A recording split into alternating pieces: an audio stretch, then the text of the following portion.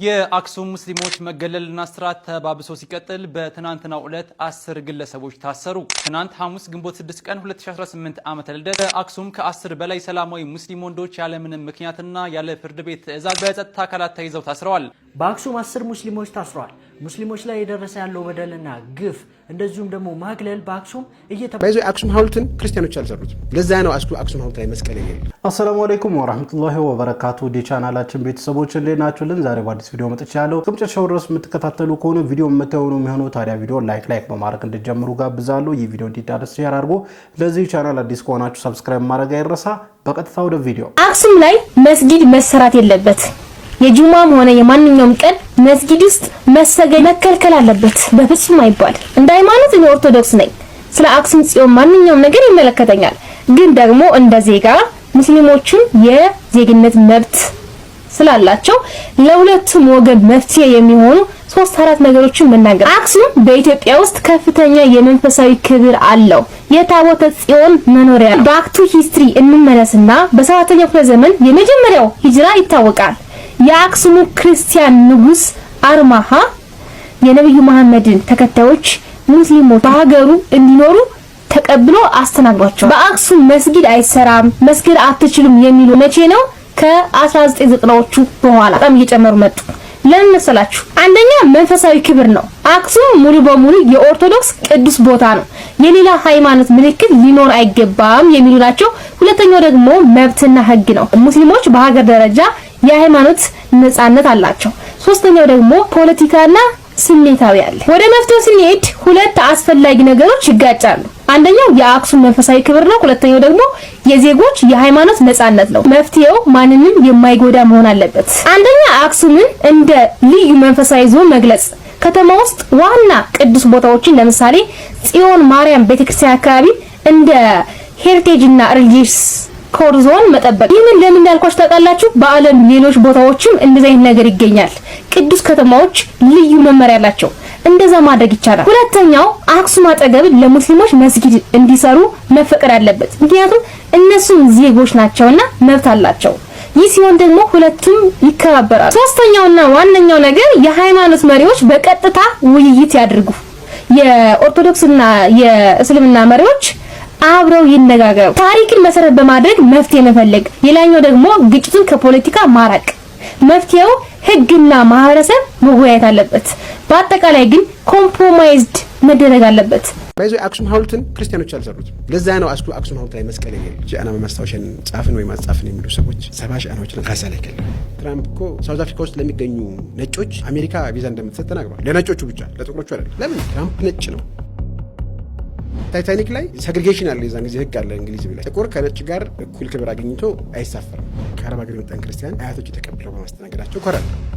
አይ ኢትዮጵያኖች ለእምነት መቻቻልና ለሌላው እምነት እውቅና አለመስጠት ድሃ አድርጎናል። ለእያንዳንዱ የጋዛ ህፃን ቦምቡን በኪሎ ብታከፋፍላቸው እያንዳንዱ ህፃን 66 ኪሎ ግራም ቦምብ ይደርሰዋል። ቶፕ 5 ኪለሮችንም ስትወስድ ዓለም ላይ ብዙ ህዝብ የጨረሱ ወይም ያስጨረሱ ሰዎችን ስትወስድ ሙስሊሞችን አታገኝም። ደሙን ከለገሱ በኋላ የእነሱ ደም ቆሻሻ ነው ወይም ደግሞ ለእኛ አይገባም በሚል ደሙ እንዲደፋን የተደረገው። ኢትዮጵያውያን የአረብ ዲኤንኤ ያላቸው ትላለ። ንጉሶች እኮ እስቲ እስላሞች ላክልኝ እነሱ ከተማ ያሳድጋሉ ንግድ ያስፋፋሉ እያሉ እኮ ደብዳቤ የሚጽፉ ኢትዮጵያ ንጉሶች እኮ ነበሩ። ትግራይ ያለው ሙስሊም መስጊዱን ያፈረሰ አታመልክም ያለ ነገኔ አዲስ አበባ ላይ ሾሚያው ኢትዮጵያ ላይ ሾሚያው ምን እንዲያደርገኝ? አንድ ሀገር ላይ አንድ የስልጣኔ ምልክት ካየህ ያቺ ሀገር በዛ ዘመን ሰላምና እኩልነት የተሰፈነባት ነበረች ማለት ነው። እኔ ተነስቼ ከዚህ ወለጋና ነቀምት ካልሄድኩኝ መኪና ነድቼ መቀሌ ካልሄድኩኝ መኪና ነድቼ ደሴ አገሬ ደሴ ካልሄድኩኝ የአገሪቱ ኢኮኖሚ የተጎዳ ነው ማለት ነው። ዛሬ እኮ ልጆቻችን ሳውዝ አፍሪካ ውስጥ በጎማ ተቃጥሎ ብለን እያበድን ያለን እኛ እዚህ ለምን እናደርገዋለን? እርስ በርስ ተበዳይ ያሳዝኖኝ አይደለም በዳይ ነው ያሳዝን። ይከፍላል። ይሄ እንዳንዱ በዳይ ይከፍላል። እንዴት ይከፍላል? አላህ ነው። የአክሱም ሙስሊሞች መገለልና ስርዓት ተባብሶ ሲቀጥል በትናንትናው ዕለት 10 ግለሰቦች ታሰሩ። ትናንት ሐሙስ ግንቦት 6 ቀን 2018 ዓ.ም በአክሱም ከ10 በላይ ሰላማዊ ሙስሊም ወንዶች ያለምንም ምክንያትና ያለ ፍርድ ቤት ትዕዛዝ በጸጥታ አካላት ተይዘው ታስረዋል። የጸጥታ አካላቱ በግለሰቦች መኖሪያ ቤቶችና የንግድ ሱቆች ላይ የተደበቀ ፈንጅና የጦር መሳሪያ ያላችሁ በሚል ሰበብ ፍተሻ ካካሄዱ በኋላ የሱቅ ባለቤቶችን ጨምሮ 10 ሰላማዊ ሰዎችን ለእስር አብቅተዋል። የታሳሪዎቹ ቁጥር ከዚህም ሊጨምር እንደሚችል ተገልጿል። ይህ የእስር የእስራት እርምጃ የተወሰደው በትናንትናው ዕለት ግንቦት 5 በአክሱም ከተማ የሚገኙ የሙስሊም ሴት ተማሪዎች ቤተ ክህነት አልፈቀደም በሚል ምክንያት ከትምህርት ገበታቸው እንዲወጡ ከተደረገ ማግስት ነው። በትናንትናው ዕለት የአክሱም ከንቲባ የትምህርት ቢሮ ኃላፊና የከተማዋ የጸጥታ ኃላፊ ቴዎድሮስ ሻንቆ ከ6 በላይ በሚሆኑ የመንግስት ትምህርት ቤቶች በአካል በመዘዋወር ሂጃብ የለበሱ ተማሪዎች ወደ ግቢ እንዳይገቡ የሚከለክል መመሪያ በይፋ ማስተላለፋቸው ይታወሳል። ከሚያዝያ ወር ጀምሮ በአክሱም ከተማ አስተዳደር ድጋፍ በሙስሊሞች ላይ እየደረሰ ያለው ዘርፈ ብዙ በደል ከፍተኛ ትኩረት የሚሻ ቢሆንም የክልሉ መንግስትም ሆነ በክልሉ የሚገኙ ሚዲያዎችና የመብት ተሟጋቾች ጉዳዩን ችላ ማለታቸው ሁኔታውን ይበልጥ እንዲባባስ አድርጎታል። ይህ የሚመለከታቸው አካላት ትኩረት መንፈግ በአክሱም ሙስሊሞች ላይ ከባድና መጠነ ሰፊ ጥፋት ሊፈጸም ይችላል የሚል ከፍተኛ ስጋትን ደቅኗል። ቪዲዮውን ሼር፣ ኮፒ ሊንክ፣ ሪፖስት በማድረግ ለአክሱም ሙስሊሞች የሚደረገውን ድምጽ የማሰማት እንቅስቃሴ ይደግፉ። ወሰላሙ አለይኩም ወራህመቱላሂ ወበረካቱ። በአክሱም 10 ሙስሊሞች ታስረዋል። ሙስሊሞች ላይ የደረሰ ያለው በደልና ግፍ እንደዚሁም ደግሞ ማግለል በአክሱም እየተባባሰ ይገኛል። በዛሬው ዕለት የጁማ ሰላት አክሱም ሙስሊሞች አልሰገዱም። ከትላንትና ወዲያ ሙስሊም ተማሪዎች ላይ እገዳ ተደርጎባቸው ነበር። ዛሬ ደግሞ ወደ ግለሰቦች እስር ተሸጋግሯል። ከቀን ወደ ቀን የአክሱም ሙስሊሞች ላይ የደረሰ ያለው ግፍ እየተባባሰ ይገኛል። አክሱም እየተመራች ያለችው በገዳማት ነው። እነዚህ ገዳማት ደግሞ በአክሱም ውስጥ ሙስሊሞች በሰላም እንዲኖሩ እየፈቀዱላችሁ አይደለም። ሁላችሁም ፍትህ ለአክሱም እያላችሁ የመረጃ በደንብ ሼር አድርጉትኝ። አላህ ሱብሓነሁ ወተዓላ ለአክሱም ሙስሊሞች ፍትህን ይስጣቸው። በደንብ ሼር ይደረግ። የኢትዮጵያ እስልምና ጉዳዮች ጠቅላይ ምክር ቤት ፕሬዝዳንት ለኢትዮጵያ ኦርቶዶክስ ተዋሕዶ ቤተክርስቲያን ቅዱስ ሲኖዶስና እንዲሁም ለኢትዮጵያ ሃይማኖት ተቋማት ጉባኤ የአክሱም ላይ እየተፈጸመ ያለውን በደል ያወግዙ ዘንድ ጥሪ ካቀረቡ እነሆ ዛሬ 11ኛ ቀን ሆኗል። በዚህ 11 ቀን ውስጥ ግን በሁለቱም ተቋማት በኩል ምንም አይነት ውግዘት አልተሰማም።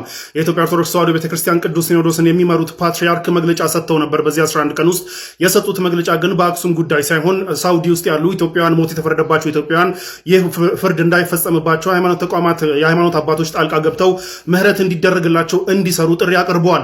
ይህ ከአንድ የእምነት አባት የሚጠበቅ ጸዴ ስራ ነው፣ ተመችቶናል። ነገር ግን እዚሁ አገር ውስጥ ደግሞ እየተደረጉ ያሉ በደሎችን ግን ምንም እንኳን ጥሪ ቢቀርብላቸውም እስካሁን ድረስ ባላየ ማለፋቸው ግን ጥያቄ የሚያነሳ ነው። ለማንኛውም በቅዱስ ሲኖዶስ በኩል እስካሁን ድረስ ምንም የተባለ ነገር ባይኖርም ግን እሳቸው የሚመሩትን እምነት ስር ተለጥፎ እንደዚህ አይነት በደል እየሰራ ያለው ጽንፈኛ ኃይል ግን እንደውም ብሎ ጭራሽ ከተማዋ የኔ ብቻ ነች፣ ቅዱስ ከተማ ነች፣ ሌላው አይመለከተውም የሚል አቋም እንደያዘ ታውቋል። የምንኖረው ሴኩላር ሀገር ውስጥ እስከሆነ ድረስ ማንኛውም የኢትዮጵያ ግዛት ለማንኛውም ኢትዮጵያዊ እኩል መብት ያለው መሆኑን የምናቅ ቢሆንም ግን ይህ ጽንፈኛ አካል አክሱም ለብቻዬ ነች ብሏል። ይህ ማለት እንግዲህ ይህ ጽንፈኛ አካል ይህን የማድረግ መብት ካለው በሌላው እምነት ደግሞ ሌላው ተነስቶ እንግዲህ ይህ ከተማ የኔ ብቻ ነች ማለት መብት አለው ማለቱን የሚያስይዝ ነው ከወዲሁ ሀይ ካልተባለ። ለማንኛውም በቅዱስ ሲኖዶሱ በኩል ምንም የተባለ ነገር ባይኖርም ግን የተመሰረትኩለት ዓላማ በሃይማኖቶች መካከል መከባበር እንዲኖርና እንዲሁም መቻቻል እንዲኖር እንዲሁም ችግሮች ከተፈጠሩ ደግሞ ችግሮች ወደ ግጭት ሳያመሩ ለመፍታት ነው የተቋቋምኩለት ዓላማ እያለ በየጊዜው የሚምለውና የሚገዘተው የኢትዮጵያ ሃይማኖት ተቋማት ጉባኤ ጥሪ ቀርቦለት የነበረ ቢሆንም እሱም በ11 ቀን ውስጥ በዚህ 11 ቀን ውስጥ ምንም አይነት ውግዘት አላሰማም። ይህ የሃይማኖት ተቋማት ጉባኤ በመጅሊሱ ፕሬዝዳንት በኩል ይህንን ጉዳይ ውስጥ አልቃ ገብቶ ለመፍታት በመጅሊሱ ፕሬዝዳንት በኩል ጥሪ ሊቀርብለት የማይገባ የነበረ ቢሆንም የተቋቋመለት ዓላማ ይህ መሆኑን ተከትሎ እንግዲህ ይህ ጽንፈኛ አካል የሃይማኖት ተቋማት ጉባኤ ውስጥ ባለ አንድ እምነት የሃይማኖት ተቋማት ጉባኤ አባል በሆነ አንድ እምነት ስር ተለጥፎና በዛ እየማለ ይህንን በደል የሚሰራው ይህ ጽንፈኛ ኃይል የሌላ የሃይማኖት ተቋማት ጉባኤ አባል የሆነን አንድ የእምነት አባላቶችን ኤክሰርሳይዝ መብታቸውን ኤክሰርሳይዝ እንዳያደርጉ ሃይማኖታቸውን በስነስርዓት ኤክሰርሳይዝ እንዳያደርጉና የእምነት ነጻነት መብታቸውን ኤክሰርሳይዝ እንዳያደርጉ ለመርገጥ እየሞከረ ያለን ጽንፈኛ አካል ለማውገዝና ይህንን ጉዳይ ችግሩን ለመፍታት ከማንም ጥሪ ሊቀርብለት የማይገባ የነበረ ቢሆንም ይህ የሃይማኖት ተቋማት ጉባኤ እስካሁን ድረስ ስራውን አውቆ ምንም አይነት ኤክሰርሳይዝ አለማድረጉንና እንዲሁም ደግሞ በሙስሊሞች ጉዳይ ሪለክታንት መሆኑን ተከትሎ ከመጅሊሱ ፕሬዝዳንት እሺ ጥሪ እናደርግልሃለን ተብሎ ጥሪ ተደርጎለት ነበር ይህንን ጉዳይ እንዲያወግዝና ይህንን ጉዳይ ለመፍታት እንቅስቃሴ እንዲያደርግ። ነገር ግን ይኸው 11 ቀን አልፏል። በዚህ 11 ቀን ውስጥ ምንም አይነት ውግዘትም አላሰማም፣ ምንም አይነት አቋሙንም አላሳወቀም በዚህ ጉዳይ። ይህንን ተከትሎ ጥሪውን ያቀረቡት የመጅሊሱ ፕሬዝዳንት ይህ የሃይማኖት ተቋማት ጉባኤ አባል የሆኑበትና እንዲሁም የበላይ ጠባቂ የሆኑበት ይህ የሃይማኖት ተቋማት ጉባኤ የሙስሊሞችን ጉዳይ አይደለም ብሎ ላሽካለ ምን አይነት እርምጃ ይወስዳሉ ተብሎ ይጠበቅ ነበረ። እሳቸው የሚመሩትን ተቋም ወክለው እዛ ሃይማኖት ተቋማት ጉባኤ ውስጥ እየሰሩ ያሉ ሰዎችን አትሊስት ጠርተው ይህ ተቋም ጋር ያላቸውን ውል ይህ ተቋም ፍትሃዊ እስኪሆን ድረስና እንዲሁም በሙስሊሞች ጉዳይ ላይ እስኪንቀሳቀስ ድረስ አትሊስት ውላቸውን ምንድነው መልሰው ያጤናሉ ተብሎ ሲጠበቅ ግን ይህንን ተቋም የሚመራውን ሰው ከትላንት ወዲያ በራሳቸው መጅሊሱ ባዘጋጀው የሽልማት ፕሮግራም ላይ ጠርተው ሽልማት አሸልመው ሲያበቁ ከሰዓታት በኋላ ደግሞ ከምክትሎቻቸው ጋር ሀጅ በሚል ከሀገር ለቀው ወጥተዋል።